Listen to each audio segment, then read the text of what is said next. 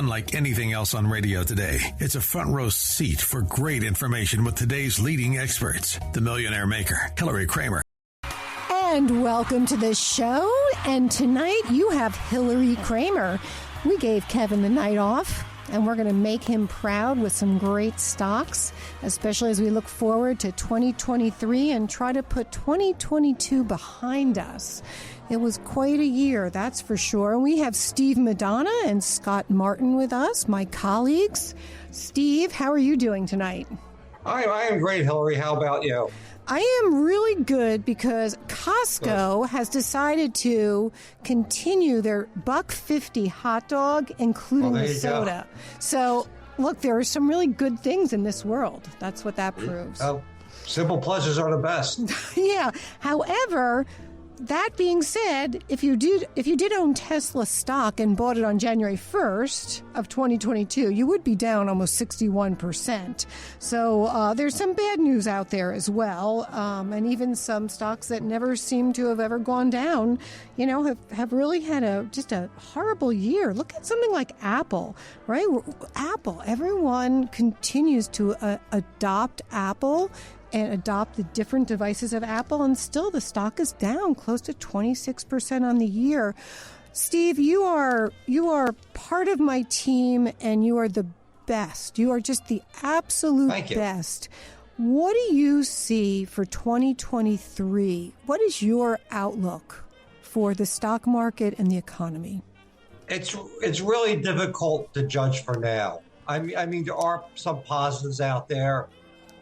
Number one, valuations are much more reasonable when they were this time last year. You mentioned stocks like Apple and Tesla.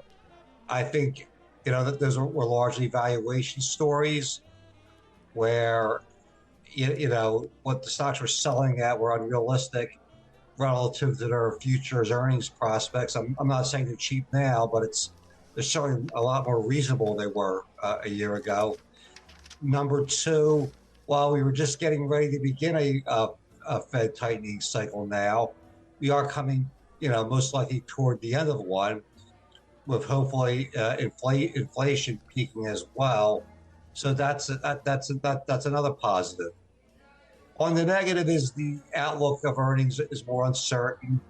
There's a lot of concerns that inflation this year has really restricted the buying power of consumer, and that consumers are now simply taking on more debt to purchase things. Earnings come out in January. We start the earnings season. We'll get a little more clear picture where they stand for now.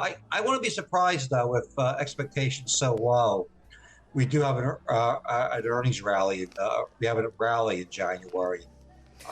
Well, what could we? Okay, let me ask a question, and it's somewhat rhetorical, but actually not, which is, could we expect that the Federal Reserve will ultimately tell us we've gone too far, we've done too much, and they could slash, 200 basis points, 2% down? Suddenly, that stock market, we're going to have a Dow that's going to be up 1,000 points in a day. Do you see that happening?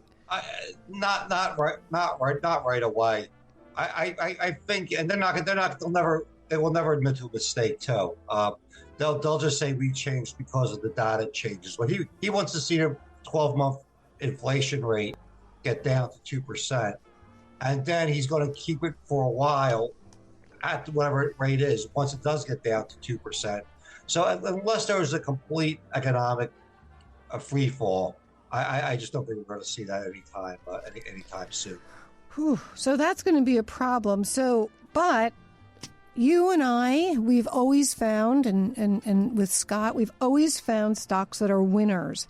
Last week, you came up with a stock that you've been following and done a lot of work on, PAHC, Fibro Animal Health. And I just want to pat you on the back, and everyone who bought, it's up more than 8% in 1 week.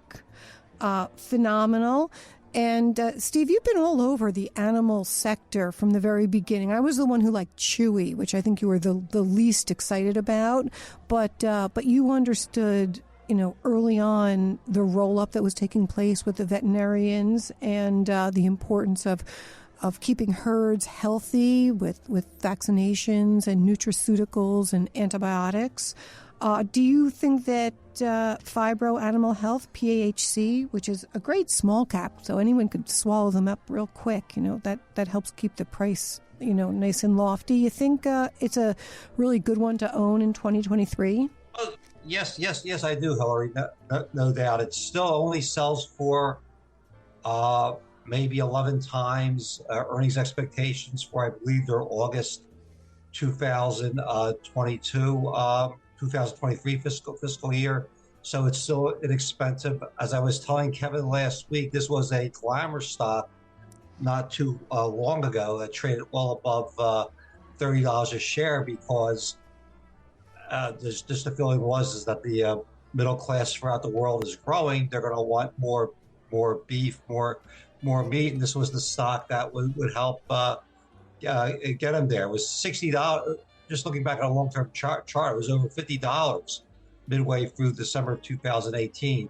Perhaps the growth didn't work out to the extent as. Let me just interrupt. So $13.90. $13.90. So that's really incredible that a stock could have fallen, so hard and be a $500 million stock. The dividend yield at 3.5% means there's some real cash flow there. Yeah, yes. I mean, it's a solid company with good earnings. They're getting hurt this year by the higher expenses, which hurt just a lot about every company involved in the food process, and also the strength of the dollar. They do a lot of their business in emerging markets, and obviously that's been a bit of a pain for them. But the overall business looks solid. It's obviously with steady demand. They got new products in the pet industry. They're trying to serve that market as well. And the risk versus reward just looks like quite favorable for this stock. There's no guarantees in this business, as you well know, but it seems like a lot would have to go wrong with the stock not to do well this year.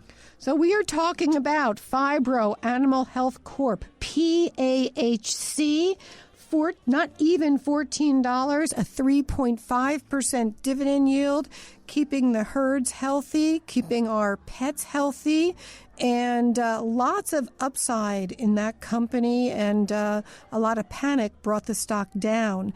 Now, there's an ETF. Very, very rarely do you, except in our option services, of course, because we have a two-day trader, our option service, where we only do ETFs, but an actionable idea in order to find a good place to put your money. You like IWC. Yes, the iShares Microcap ETF.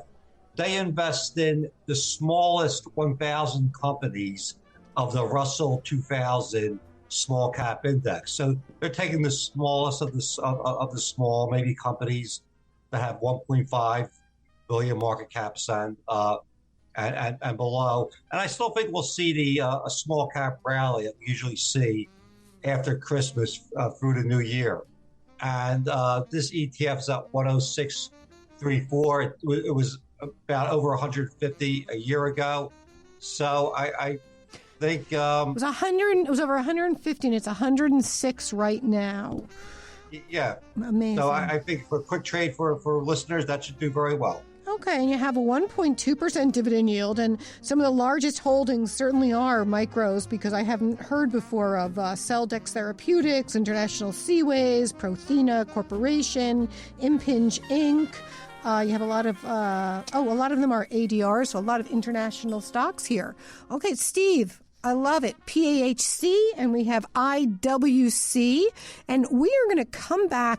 I have stocks for you that I think you're going to find very interesting. Let's start with the one that Steve mentioned last week. We have talked a lot about, but we think it's one to buy whole and hold.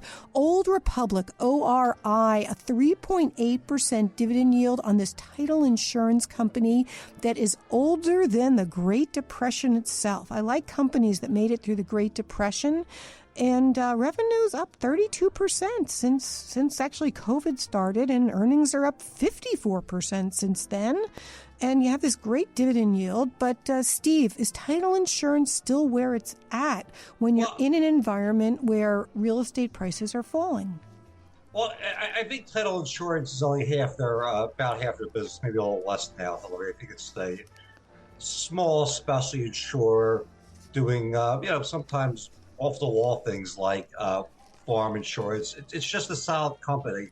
They pay, at least the past few years, a $1 special dividend. That's not the dividend yield is actually higher than what you mentioned because they pay usually in September a $1 a share special dividend as long as they're having a decent year. Title insurance business is hurting now because obviously, a lack of housing transactions. Right. But, so I just want to repeat the ticker symbol, ORI, Old Republic. Yes. So, but you still like it because the other half of the business are other types of insurance. And I would think that title insurance, look, we're going to have some liquidations. The housing market at some point will start to move. It just might be at lower prices. Or there might be, just like we have rotations. I want to bring up an interesting point and jump to some of our other dividend stocks. And let's talk how interesting things have been. So on September 19th, Kevin and I had a great discussion about these dividend darlings that I brought. And one was Merck, MRK, the pharmaceutical company.